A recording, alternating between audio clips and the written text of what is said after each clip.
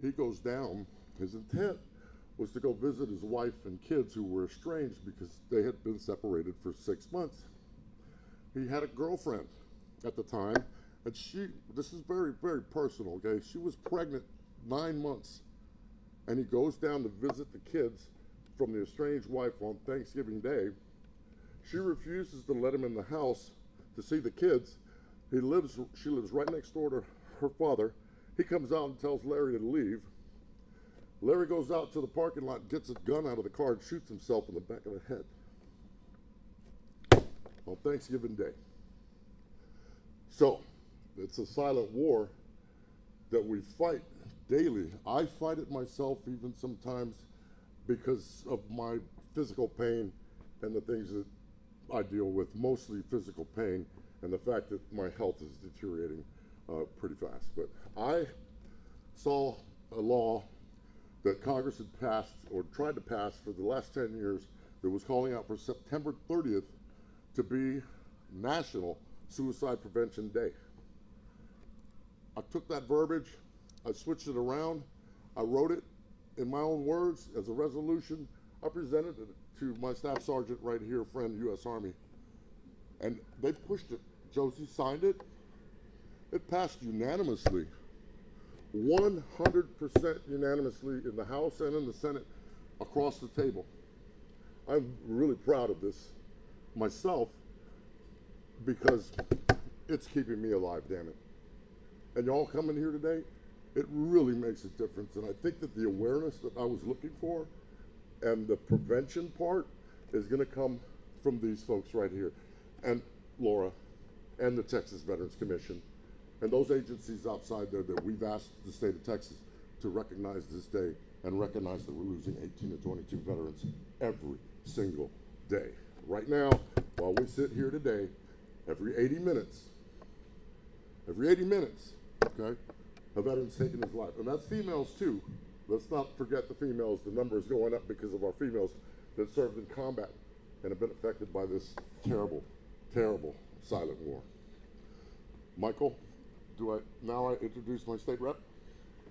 Mr. Lopez, Sergeant, please. State Representative, District 125, my close friend and my brother, Ray Lopez.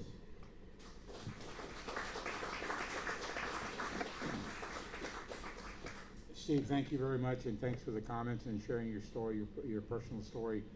I know that there are other chapters in that story, and you told one. There are others, and I know you and I have sat together and cried together, and you shared them. And I think all of us at one point can add to different books, different chapters, and what it means to us to know that there are, so many things that hurt us hard, bring us down, but there are also things that will bring us up, and that's coming together as brothers and sisters with a common goal, common purpose, and that's to make sure that together that we can move forward and that we don't get pulled down and out by the difficult things that we face. I think all of us can tell us different stories. I don't tell my story very often, this particular chapter of my story very often, but I have just myself and my brother. I had one brother 3 years older than myself. I graduated from high school in 1968. In 1968, for those of you that are old enough to remember, Vietnam was roaring. My brother was 3 years older than I was, and he graduated from high school in 1965. Went to Vietnam and came back, and was a typical Vietnam vet, and wars fatigues, never took them off, always had them on, and 20 some odd years later wound up dying of cirrhosis of the liver at the age of 47. Didn't take a gun, put it to his head, but he drank himself to death. But I tell everybody, he never left Vietnam in his mind. He always was struggling with whatever it was that he saw. He never talked to anybody about it. He never said much about it, but he drank himself to death, literally. And those are the sad stories and the tragedies that are happening every single day. And they don't get counted, by the way. This is not part of the 22. The 22 are the ones that we know about. One of the, I mean, we get a chance to pass laws. We get a chance to bring attention to many of these things. There are some things, however, that we can't seem to bring attention to. One of the laws that I tried to pass and try to get introduced last session, actually the session before, and again last session, that we didn't get much success under for several reasons, but one of the bills that I tried to introduce was to get in our 254 counties in the state of Texas, if somebody dies, there is someone in that county that's designated as the person that signs the death certificate. Every county has somebody like that. In Bexar County, it happens to be a coroner. There has to be somebody that signs off on it. And Bexar County has a coroner. Not all counties have one, but there is somebody designated. It could be a judge, it could be someone. But somebody has to sign off on that coroner, on that death certificate. And on that death certificate, there are certain things that get designated, whether it was the type of death that it was, and typically was it by accident, was it natural causes, or was it a suicide?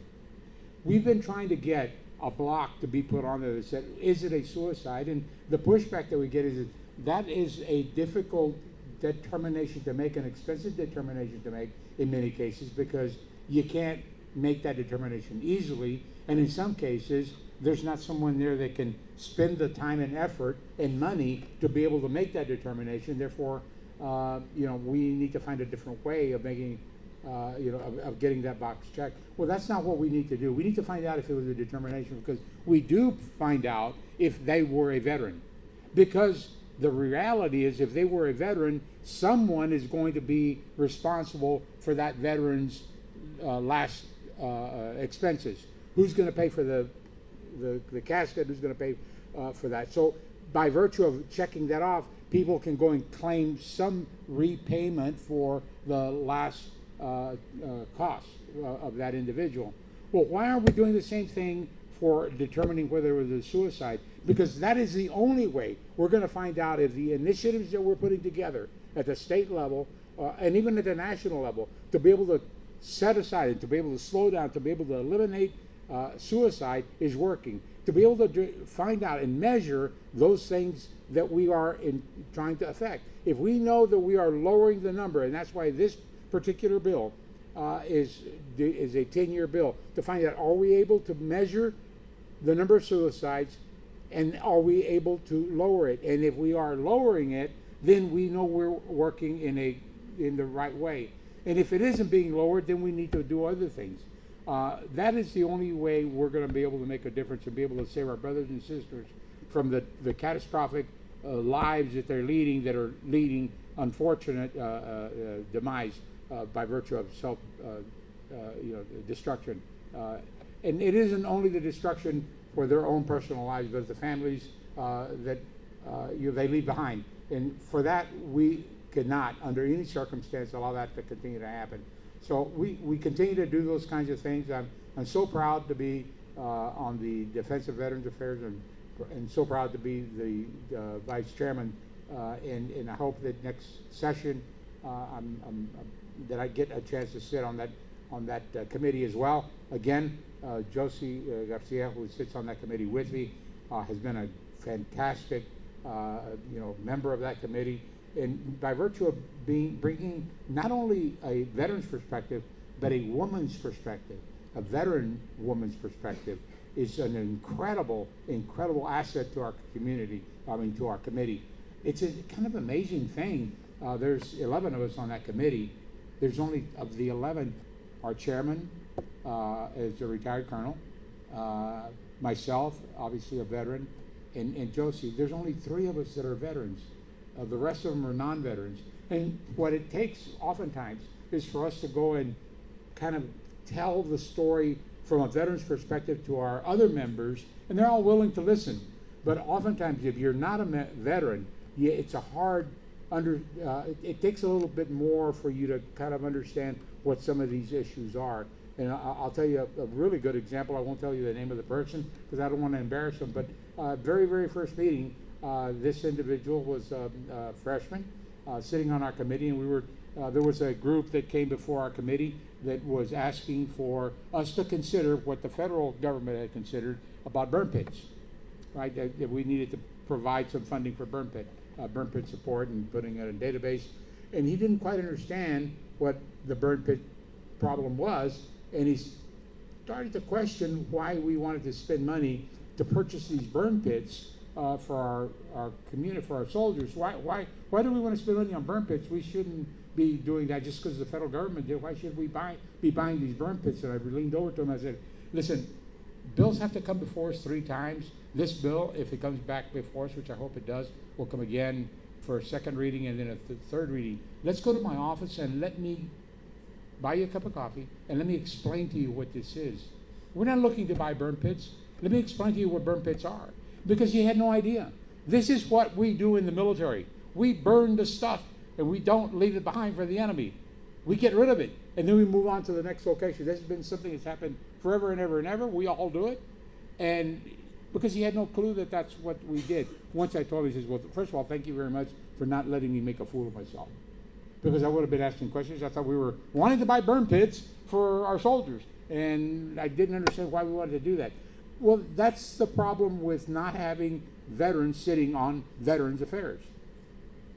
And that's the problem.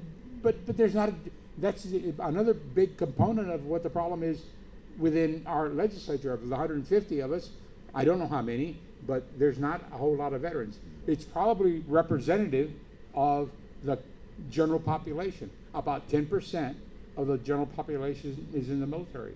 It's not a whole lot, and therefore not a whole lot of people have that firsthand experience on what the issues are. So we've got to change that. We can, and if we can't get more people in the military, then we need to be able to tell the story.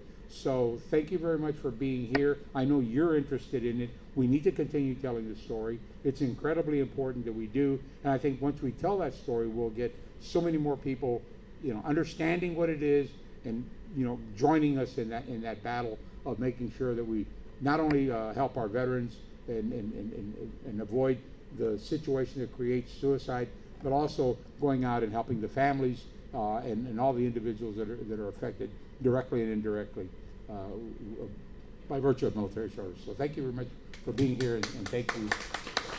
You will present the slide now? No, but we'll have to do that after we're done. But Okay. Yeah. Well, thank you very much. Thank you, sir. Thank Ms. you. Josie, our next state representative, I've gotten real close to Josie over the last year and a half. Since she was elected, we're close as veterans #1, but as the freshmen on the panel, I've gotten close to her because I speak to all of them, both sides of the House, when I go up to the House. So I spend time in the Republican side and the Democratic side of the House. But I try to protect these people in those seats because of the value that they have of the vote in the House.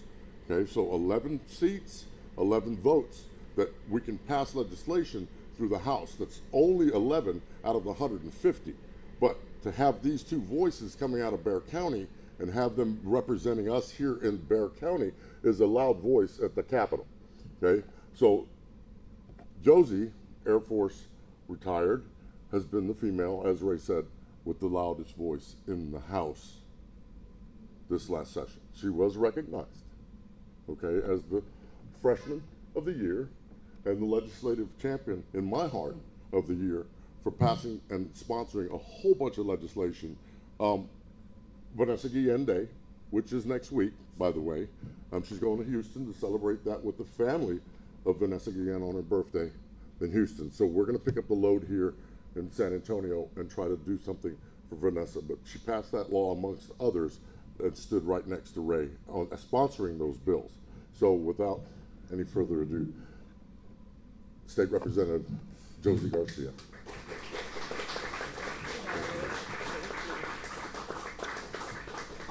Thank you all so much. I just want to take a moment to recognize Senator Menendez, who's here with us in the crowd.